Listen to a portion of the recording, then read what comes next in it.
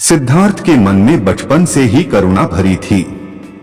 उनसे किसी भी प्राणी का दुख नहीं देखा जाता था। यह बात इन उदाहरणों से स्पष्ट भी होती है।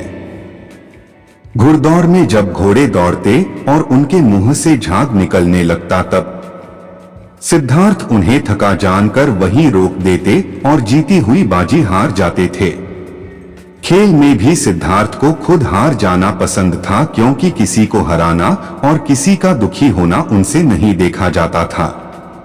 एक समय की बात है, सिद्धार्थ को जंगल में किसी शिकारी द्वारा तीर से घायल किया हंस मिला।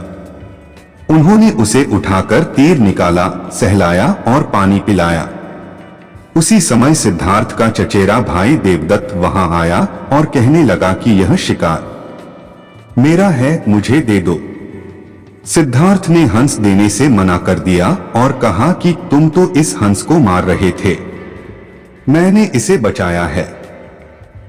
अब तुम ही बताओ कि इस पर मारने वाले का हक होना चाहिए कि बचाने वाले का।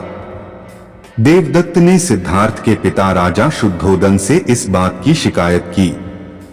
शुद्धोदन ने सिद्धार्थ से कहा कि यह हंस तुम देवदत्त को क्यों नहीं दे देते, आखिर तीर तो उसी ने चलाया था। इस पर सिद्धार्थ ने कहा, पिताजी यह तो बताइए कि आकाश में उड़ने वाले इस बेकसूर हंस पर तीर चलाने का उसे क्या अधिकार था। हंस ने देवदत्त का क्या बिगाड़ा था, फिर उसने तीर क्यों चलाया, क्यों इसे घायल किया। मुझसे इस प्राणी का दुख देखा नहीं गया, इसलिए मैंने तीर निकालकर इसकी सेवा की, इसके प्राण बचाए। हक तो इस पर मेरा ही होना चाहिए। राजा शुद्धोदन को सिद्धार्थ की बात जंच गई। उन्होंने कहा कि ठीक है, तुम्हारा कहना, मारने वाले से बचाने वाला ही बड़ा है, इस पर तुम्हारा ही हक है। शाक्य वंश में जन्मे सिद्धार्थ का 16 वर्ष की उम्र में दंडपाणी शाक्य की कन्या यशोधरा के साथ हुआ।